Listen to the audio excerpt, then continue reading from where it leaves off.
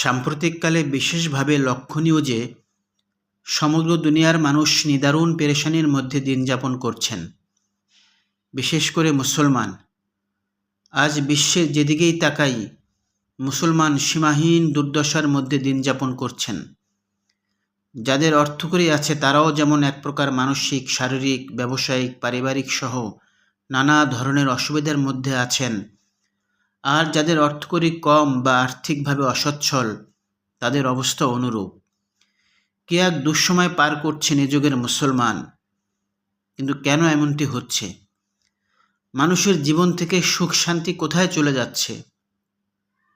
কেন এত পেরেশানি, হানাহানি, মারামারি? কেন কেন এই কেনর উত্তর খোঁজার জন্য খুব বেশি জ্ঞানী হওয়ার প্রয়োজন নেই, বরং খুব সহজেই এর কারণ বের করা যায়। কিন্তু সমস্যা হলো, কারণ বের করা হলো, অর্থাৎ রোগ নির্ণয় করা হলো, কিন্তু চিকিৎসা করা হলো না। তাহলে কিভাবে সমাধান হবে? আমরা জেনে বুঝে আমাদের নির্ধারিত সুখ শান্তি দুহাত দিয়ে সরিয়ে দিচ্ছি। কি আফসোস!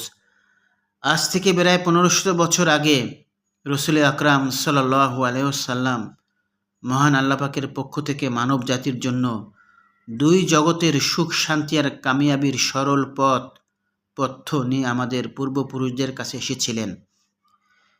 তিনি মানব জাতির দুঃখ লাঘবের জন্য এবং সুখ শান্তি প্রাপ্তির জন্য অতি সহজ এক সিস্টেম রেখে গেছেন, যা এখনও আমাদের কাছে মজুদ আছে এবং কিয়ামত পর্যন্ত বলবৎ থাকবে।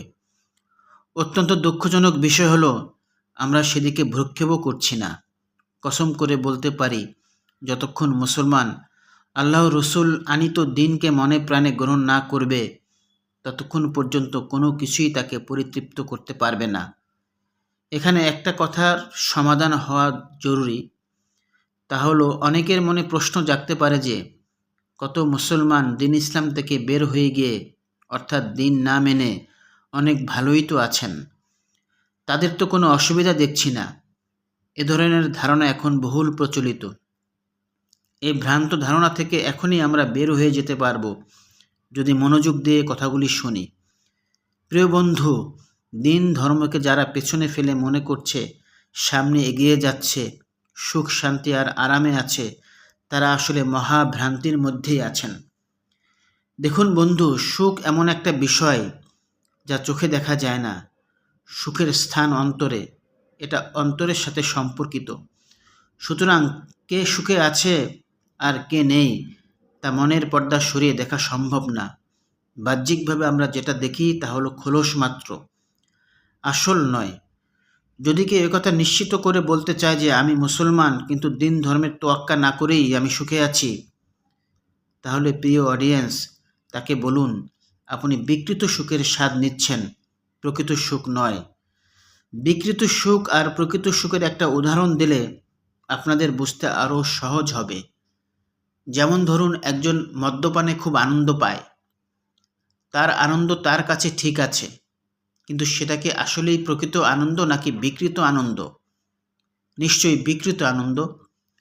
অথবা দিন ধর্মের তোয়াক্কা না করেই জায়েজ কোনো বিষয়ে কেউ শান্তি পাচ্ছে, এমনও মানুষ কিন্তু আছে।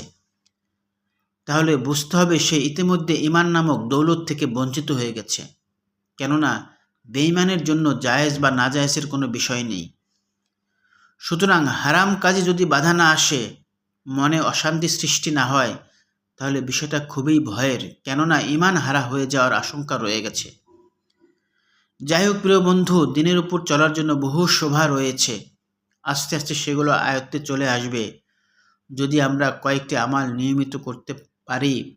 আর যদি সেটাকে চলমান রাখতে পারি, তাহলে কসম করে বলা যেতে পারে যে সে ব্যক্তি দুনিয়ার জীবনে সুখ শান্তি লাভ করবে এবং আখিরাতেও নাজাত লাভ করবে।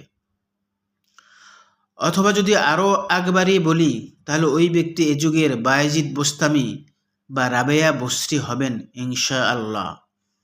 প্রিয় বন্ধু, আমাদের দুই হাতের কামাই আল্লাহ পাক সূরা রুমের 41 নম্বর আয়াতে বলেছেন, জলে স্থলে সমস্ত বিপর্যয় মানুষের দুই হাতের কামাই। অর্থাৎ আমাদের যে দুঃখ কষ্ট, এটা আমরা নিজেরাই কামাই করছি। তাই সতর্কতার সাথে আমরা কি কামাই করছি সেদিকে খেয়াল করব। এবং আল্লাহ পাকের জন্য দিন আল্লাহ পাক আমাদের জন্য অত্যন্ত সহজ করে দিয়েছেন, যাকে আমরা ফ্যামিলিয়ার বলতে পারি। কেউ যদি চায় দিনের উপর চলতে, তাহলে তার দুনিয়ার কাজে তেমন কোনো বাধা বিপত্তি আসবে না। এজন্য কয়েকটি শর্ত মেনে চললে, কয়েকটি আমাল ঠিকমতো করতে পারলে ইনশাআল্লাহ সে অবশ্যই কামিয়াব হবে, সুখ শান্তি পাবে। 1 নম্বর হলো যে ইমানের শর্ত পূরণ করে ইমান আনা, বা ইমান রাখে তাহলে তো সে ইমানদার। পাশাপাশি আমরা যারা উত্তরাধিকার সূত্রে ইমানদার, আমাদেরও যাচাই করে নেওয়া উচিত ইমান কি জিনিস এবং সেটা আমার মধ্যে কতটুকু আছে এবং কিভাবে আছে।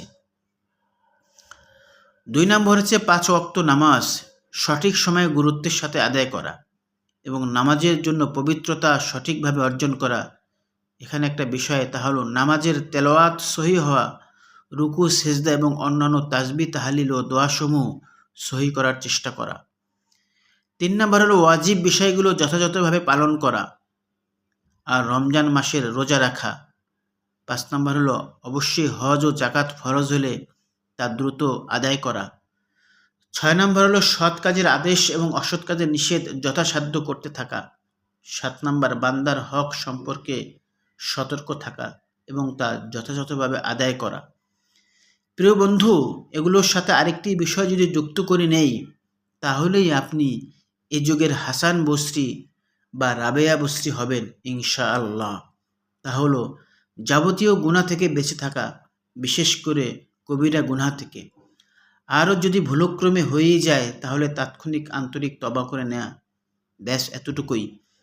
এছাড়া দিনের আরও অনেক মাকাম আছে যা আস্তে আস্তে জিন্দেগিতে আসতে থাকবে ইনশাআল্লাহ। এভাবে কিছুদিন নিয়মিত করে দেখুন না প্রিয় বন্ধু, আপনাকে গ্যারান্টি দেওয়া